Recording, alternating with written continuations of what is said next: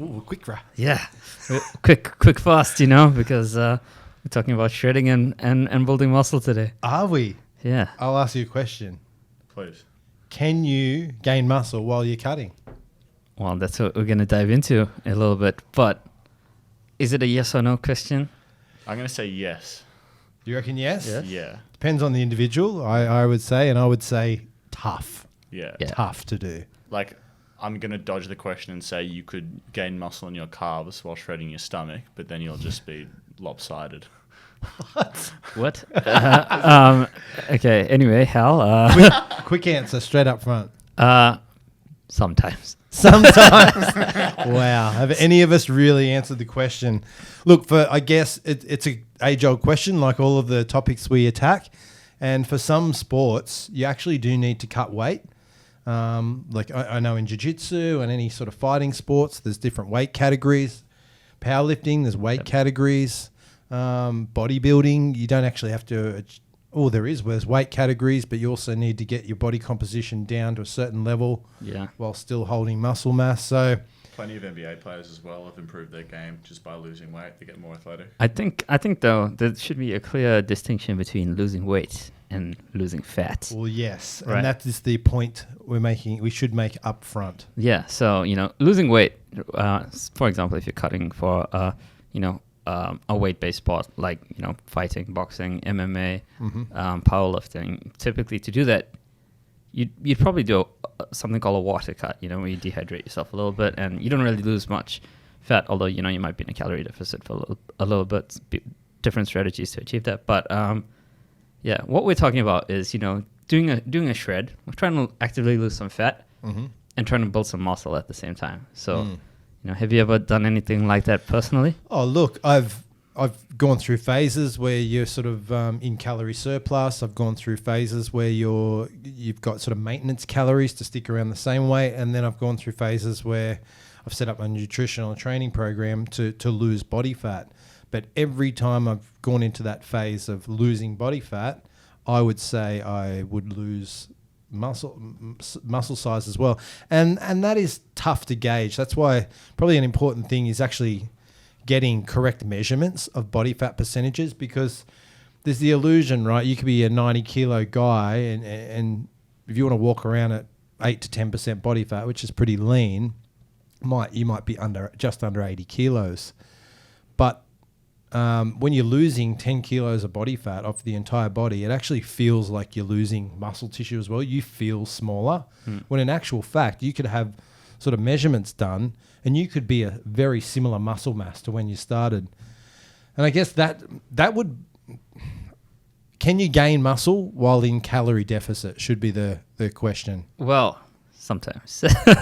No, but basically, that's the logic that everybody's been talking about for a long time. To lose weight, just be in a calorie deficit.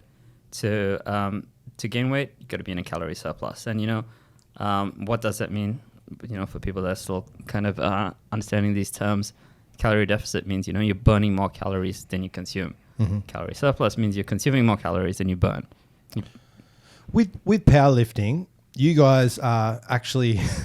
When you're going for a powerlifting meet, you're actually actively trying to lose body fat leading into the comp while getting stronger. And as a result of getting stronger, you could be putting on more muscle tissue.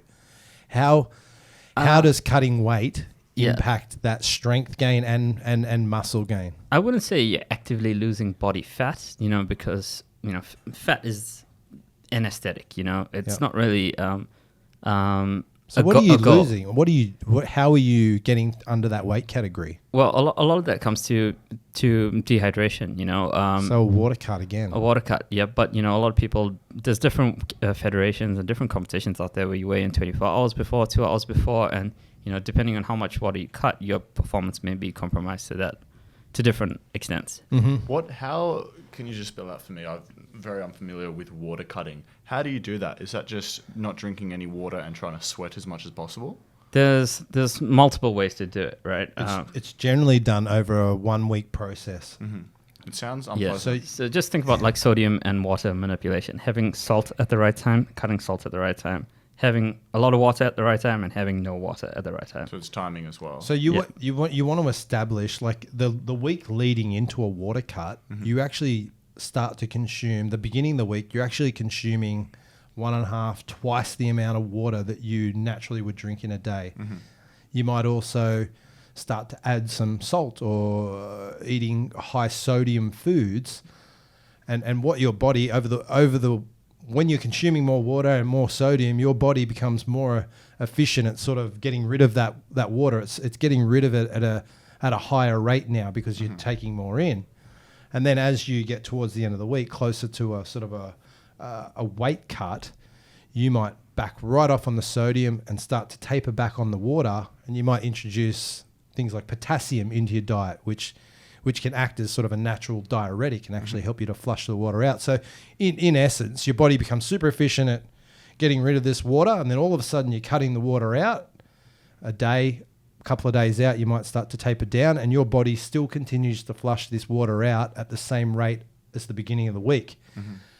Add on to that, for fighters, they jump in the sauna, and then they get rid of any sort of extra water weight. I like to do a hot bath, just get in there and actually dehydrate your heaps. Yep. But then, there's many different strategies to do a water cut. That's like a typical bodybuilder or a fighter style weight cut. For powerlifting, it might be different. Pretty similar as well.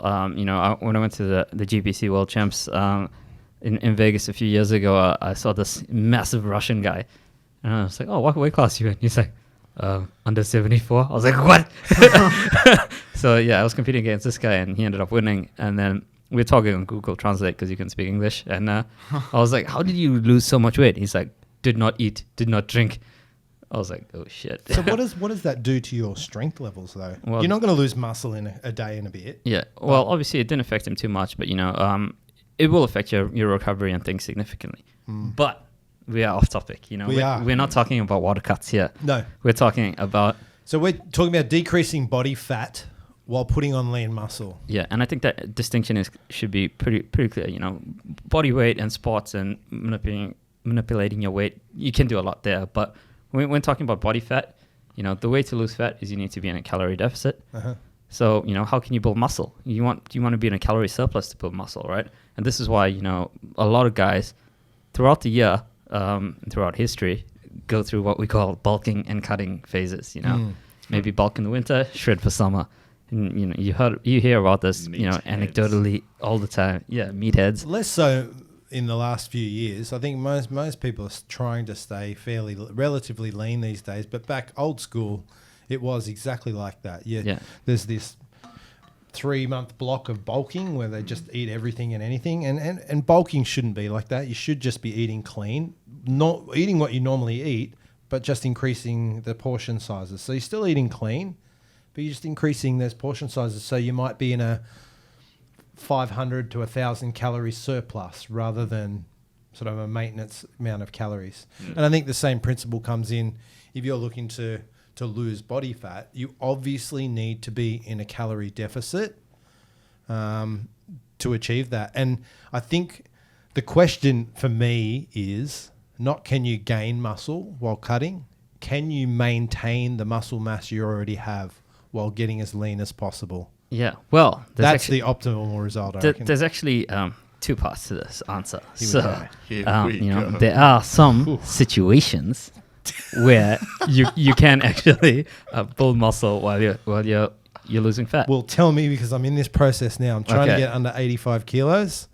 Well, and I'm losing muscle. Well, all three of these scenarios won't work for you. Okay, excellent. The first one is if you're an untrained individual, right? Yes. So if you're untrained and you just start lifting weights, it's possible for you to burn fat and build muscle at the same time, because the impact of training on your body is going to be so large that your nutrient partitioning is going to make this protein go to your muscles with a bit more priority, and you're not going to exactly your rate of anabolism to catabolism, your rate of muscle protein synthesis, the muscle protein breakdown is going to be heavily favored into the anabolic side, which means you're going to build muscle, eat and lose fat potentially at the same time. So new trainer can be achieved. Yep. Naturally, you will gain muscle when you start weight training.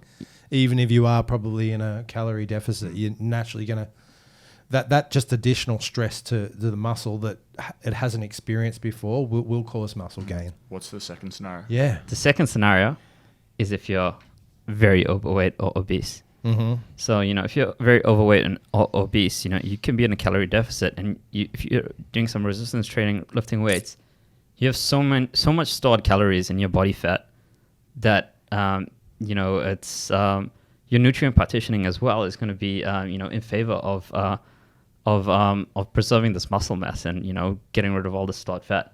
I've heard this report of this guy, very overweight individual that didn't eat for a year. It's like a proper medical case study. I've heard this too. And 1 year not eating, and he survived. That's how much stored ridiculous. Calories, people have. His body just lived off his body fat. It kind of makes sense when you think about it, but Yeah. fuck, it's scary. Yeah.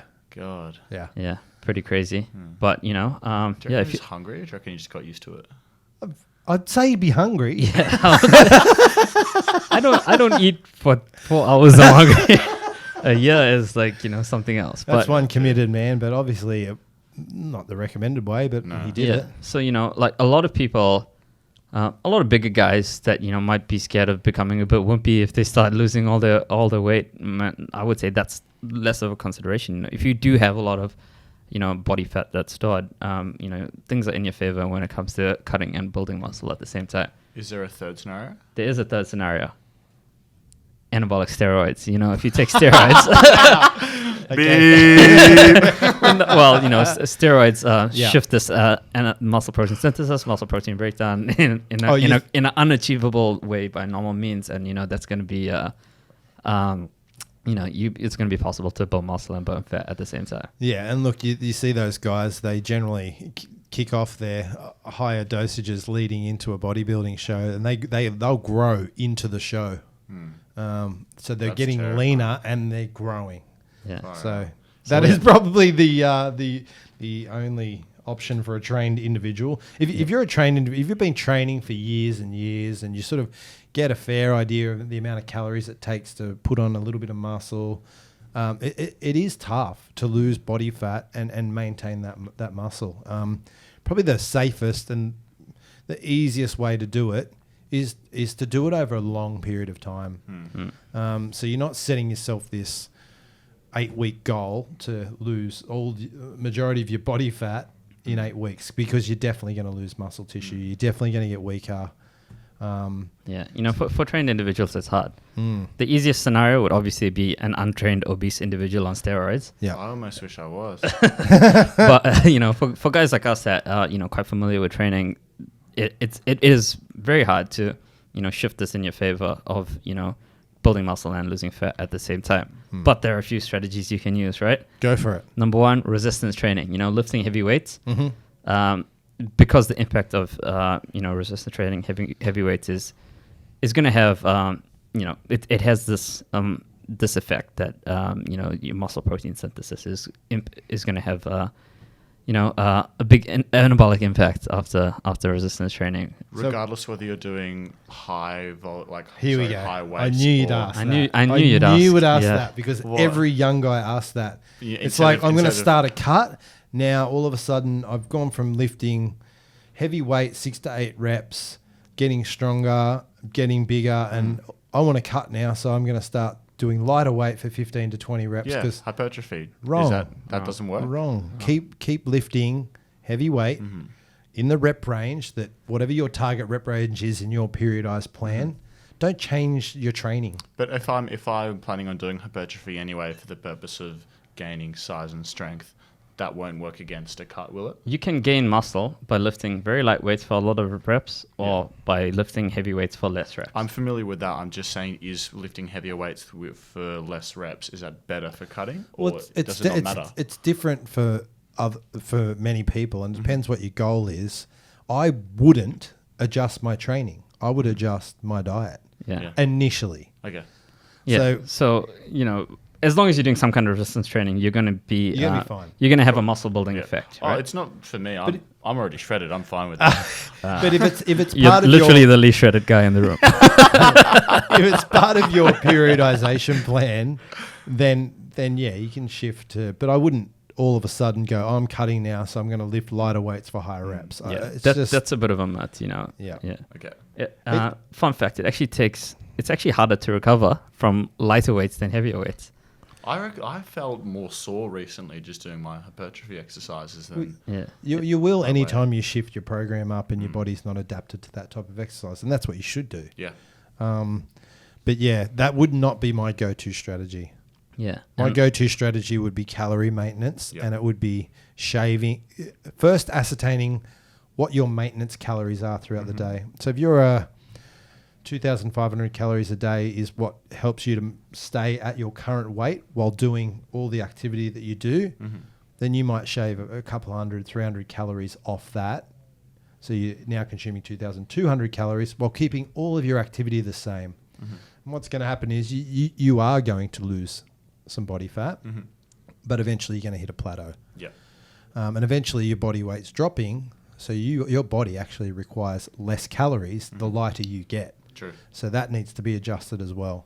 And, a common mistake that people make after losing weight is, they return back to their original, the original level at the start of the diet, and that's how many calories, they might be having. But, if you think about the impact, you're actually just a lighter person now at the end of the cut. So this calorie surplus is going to be much bigger. Like say you want 2,000 calories at the start, and 1,500 by the end. Obviously, it's like a lightweight individual, and then if you jump back to 200 straight away, you're going to be in a massive calorie surplus. You got to gradually get there. And that's how a lot of people screw up their bodies after a cut, and they have this massive weight rebound. Yeah, and by just slicing a little bit off your sort of overall daily calorie intake, it's manageable. It's manageable, and you're not. It's not to the point where you're going to lose massive amounts of weight quickly, and you've got more. You're going to have more success in maintaining muscle, and even getting stronger and bigger can be achieved. That'd be the safe and the easiest way to do it. Yeah. Well, there's one other very important nutritional strategy: protein. Right. Yes. Protein has a muscle-sparing effect. If you're training hard, if you're on a calorie deficit, it has this effect of sparing your muscles. Protein obviously stimulates muscle protein synthesis, specifically some of these amino acids in there, right? And if you're really extreme, not even extreme, if you're really, careful, you could look at specific amino acids like BCAAs. One serve of protein is, 140 to 150 calories. I mean, one protein shake. Whereas, BCAAs is going to have significantly less calories because, you're just getting those specific amino acids. So those are things that can also help, preserving muscle, getting total amount of protein in the day correct, and having the correct amount of amino acids. So if you're cutting calories, you suggest cutting carbs and or fat first. Yeah, I'd be tinkering with carbs and fats first and leaving your protein the same. Cool. Yeah, definitely. Or even if it's a big consideration and you're really thinking about getting into serious calorie deficit over time, look at increasing your protein. Yeah. Yeah. So cool. You can play around with the different macronutrient profiles, and whether you're a low carb guy or a low fat guy, it doesn't matter. Just as long as you're consuming less calories, you can play around with it and see what's best for you. And you mentioned BCAAs. Are there any other good subs for it? For cutting in particular? For cutting in particular, there are some other amino acids like carnitine and choline and inositol, which also have a pretty good effect. I know we've got some supplements on the table. Oh, how did they get there? I didn't even see that bright red packaging. Come from? But yeah, these are popular with people that are shredding, helping to metabolize that fat. So you hear the people, I just want to address this as well. You hear the people, they go on a diet and like, I've lost 5 kilos in a week, right? Yeah. Why? It's not body fat. Nah. I think there's been plenty of studies that show that you can lose sort of somewhere about a half a kilo a week in body fat. If that's like sort of up towards the max. It's going to be different depending on how much body fat you carry and your activity level, but generally half a kilo a week is the achievable sort of rate for most average people. So people need to be aware that when you are cutting calories, and especially from carbohydrates, you will automatically, your body will will reduce weight, and it's mainly water weight because carbohydrates, they hold like double their weight in water, right? Or is it? Yeah, they help hold quite a bit of water, but also, you know, you have glycogen in your muscles, and, you know, you have like 1 kilo of liver glycogen or something. So, right. You know, when you're carbohydrate depleted, you actually lose this, you know, you use this glycogen first, and then that's why you have this instant weight loss when you jump on a low carb or restricted carb diet. Yeah. Another important thing is probably don't judge by, you can use the scales as a guide, but I wouldn't use them as your overall guide to losing fat. Yeah. I mean, there's so many different fat tests now, skin fold tests and all these bioimpedance machines, and what are the... Yeah, well, there's so many different things, you know. DEXA scan's always DEXA a good one, but you know, tracking is quite important as well. So, you know, I wouldn't say don't ever measure yourself. You know, do keep tracks. You know, what you're doing. Measure your biceps from time to time. Okay. What is a healthy body fat level range in like a trained person, average trained person? Like, where should we be aiming to stay most of the time? You know, I would say 10 to 15 is a good range. 10 to 15% body fat. Generally, people tend to underestimate what their body fat percentage is. Correct. You know, a lot of people do underestimate significantly what their body fat is. We just got off the phone, and a fighter just said his body fat level was at 3%. Yeah, but you know, sometimes you look at a measurement and things, and it might tell you something like that, and you know, you repeat it. So as long as you're using that same method of measurement, it will give you an indication as to your results. It might not be an accurate result, the actual number, but it will. You if you're getting better or worse. Yeah. That's it. And you know, the other thing is, you know, calipers, skin fold test. It's also quite a popular way to test your body fat. Making sure you get the same person to measure that is also quite important. I was actually like a subject in a clinical trial measuring my body fat on a low carb diet, and they made sure that the same person measured me every single time. Otherwise, you know, that's just another variable, because there's a big difference between people measuring skin folds. A lot of How'd people you go don't in know. that trial? He ended up with a hole in his leg. Nah, is that one? That's a different trial. It's like a human guinea pig. This guy. 12 weeks on a low carb diet and powerlifting. So you know, you accept. Came last. No. Basically, I didn't really. I didn't control for calories, just control for carbs. Didn't really lose much fat, but my strength stayed the same. Mm-hmm. So I lost, you know, a non-significant amount of fat, which was still, I thought it was significant. But did you lose body weight? Yeah, I lost a little bit of body weight, but a non-statistically significant amount of fat. Right. And but my strength stayed the same. And you know, after 12 weeks on a low carb diet, you might have thought your strength might drop, but mine didn't. So there you go. And going back to training, how Hal sort of mentioned before that, like, do I up my reps? Do I make it more of a sort of cardio workout? Would you actually recommend that people shift into more strength-based stuff when they're cutting, like actually dropping the reps down and trying to actually get stronger and still in that hypertrophy range? Yeah, I would. I just probably wouldn't go for, you know, PB 1 rep maxes or anything like that while you're on a calorie deficit. You're probably not gonna get it. Yeah, right. Yeah. And yeah, there's one more thing that we didn't really talk about, but it's super important. Mm-hmm. Sleep. You know, we always forget sleep. We never give sleep enough kudos over here, but yeah, sleep is super important if you want to preserve your muscle mass while you're losing fat. It's super important to. There's a direct relationship between appetite and sleep too, isn't there? Yep. Well, a lot of your hormones, you know, is related to your quality of sleep and even your quantity of sleep. Yep. So, yeah, can't forget the hormones. They're Sleep's very important. Another good thing that I will mention, as I mention every week, and I'm being on the other side of this topic this time, is alcohol. Alcohol is not good for weight loss, and I would suggest anyone who's cutting, stay away from it.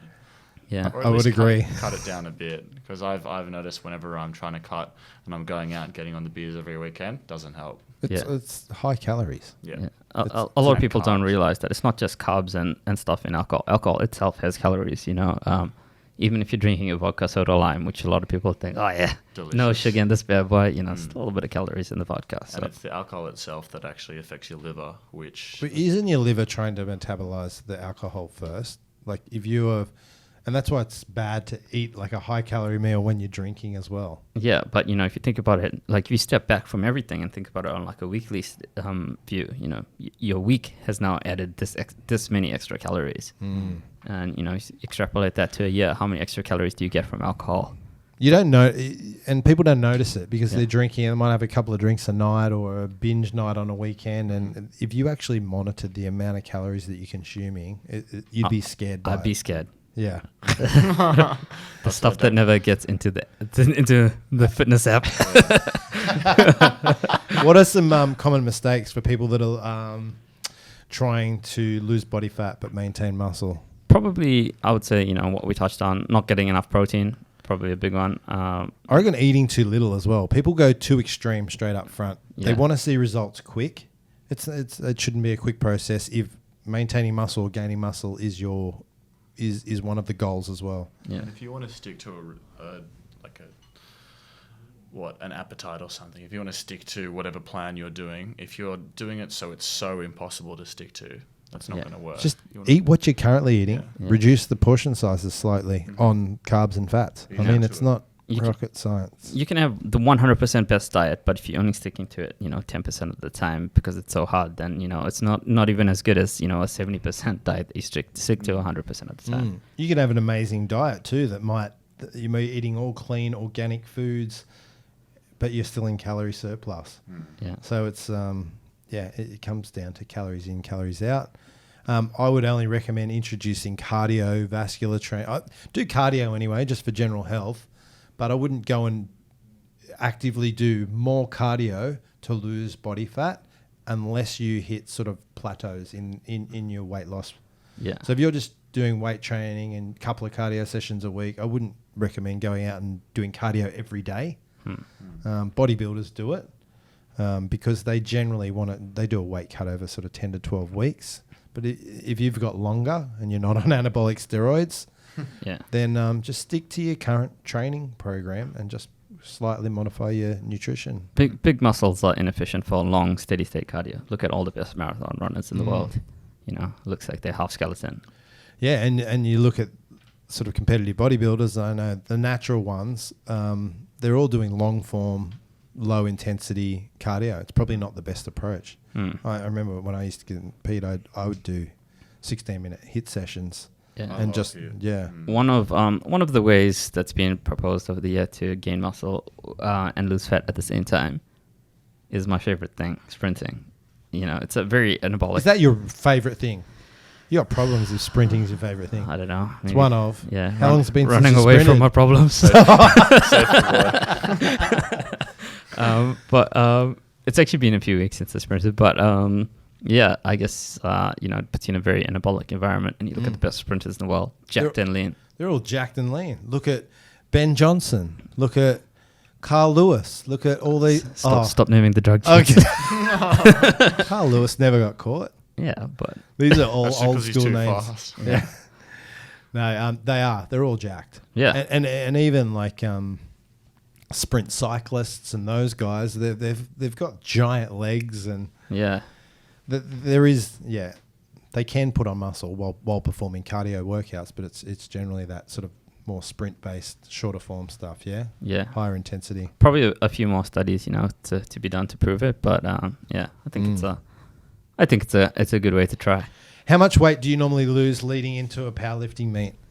I don't really try and. But don't you have to meet a weight category? Okay. I don't lose a lot of fat. Let's put it that way. You know, I try and stay a pretty good weight most of the time. But the most I've done, biggest water cut I've done was about 6 kilos. Mm-hmm. It's quite a lot. And was that just through the bath? Yeah, through a hot bath. I actually overshot the mark, by quite a bit. So I was like almost 80 and went down to like 74-ish. So right. Yeah. Through a hot bath, stopped having sodium for a few days, and not much water. So. And have you done any other cuts just for aesthetic reasons, calorie reduction? What works for you? Yeah, what works for me is I'm a bit old school. I do like to have a bit of a bulk in the winter. I like to put on some muscle, and and then shred down. You just flexed when you said the word muscle. Yeah, It's almost like instant. yeah. Back pop. You know, to get stronger and in powerlifting, you tend to be in a calorie surplus to get stronger, which is why the best guys tend to look a bit fat, but that's why I like to cut down in between just to maintain my body weight, but not really cutting before a comp. Not really losing fat before a comp. So you're just doing it calories in, calories out. Yeah, pretty much. Yep. So there's no special low carb or fad diets that you're into. No, but sometimes what I do is I just keep my diet the same and just add an additional day of training. But consciously try to keep your diet the same because sometimes you might overeat. Yep. But that just swings it a bit more in your favor of a calorie deficit. Yeah, like there's a couple of ways you can do it. You can add more training, as long as it's not sort of overloading your program, or you can manipulate your nutrition. Yeah. Cool. What about you, Hal? How did you get so ripped and lean? No. Come on, Zion. Do you monitor your calories? No, not at all. No, you just sort of go by how hungry you are and feel. I'm still only 22. How many I don't tubs really of hummus do you eat per week? Hummus. Yeah. Well, I eat lots, but I do plenty of exercise. So Yeah. I'm healthy. That's what matters. If I actually cared that much about what I looked like, I'd probably cut a bit more. But I've too much fun on the weekends to worry about it. Yeah. Live your life. That's it. It's finding that balance as well. And as you go through this process of getting leaner, I think the biggest thing is that there is a mental battle as well, which we haven't even spoken about. And it is just trying to maintain what you're normally doing in life. Don't make your whole life about getting shredded and maintaining this muscle or putting on muscle. Yeah. I mean, it's not. Just be healthy, like you said. I don't train for an aesthetic. I train, if anything, to perform in basketball, and that's what I fucking do day in, day out. Whoa. Yeah, that was aggressive. Wow. Felt like I just got dunked on. You will soon. Anything else? I think that's I think that's about it. pretty quick summary. Yeah, maybe just some Musashi quote Oh, hit us with it. to end the day. You got one? Yeah, so I just read it on my phone. To win any battle, you must fight as if you are already dead. Haven't you already said that one? No, you just said it. I just said it before the podcast. I feel like you've said that before. No. To win any battle, you must fight as if you are already dead. How are you going to apply that to shredding? I don't know. I can't. Well, It's a good quote, though. Yeah. It's a bit of a reckless quote, though. well, it is, but you must. I guess you must go into things, Knowing with that the there worst could be- case scenario Yeah. that you might lose some muscle at the end of the day. You might There at he the end of goes. the shred. There you go. At the end of the shred, you might have to sacrifice some muscle. So I would fight. say assume you're going to lose some muscle. Yeah, so That's to win the battle of the shred, you must fight as if you're already dead and as if you already have to sacrifice some muscle. As if you were already shred. Yeah, It's like he wrote all these quotes specifically just for our podcast topics. yeah. I They just can be- watched The Age of Samurai on Netflix. I saw the trailer. I want to watch it. I'm keen. So it's all about the Japanese. It's more about the shoguns and things, so Musashi doesn't actually feature in Doesn't it. even get a look in. Nah. Was it prior to Musashi? No, it had Did he get a reference at least? not really. I think he'll probably be in season 2 where they focus on the real warriors, but this is more about like the battle tactics and stuff. So Right. He's a season 2 character. yeah. Well, he's Excellent. All right. Another topic down. If you've got any topic questions or you want to check us out on YouTube, Spotify, Apple Podcasts, everywhere good podcasts are, you can leave a comment or leave a review and we'll flick you out a free T-shirt. Any questions you can send through to podcast@musashi.com. Yeah, you got it this week. Yeah. Otherwise, we'll see you in a couple of weeks. Musashi out. Out.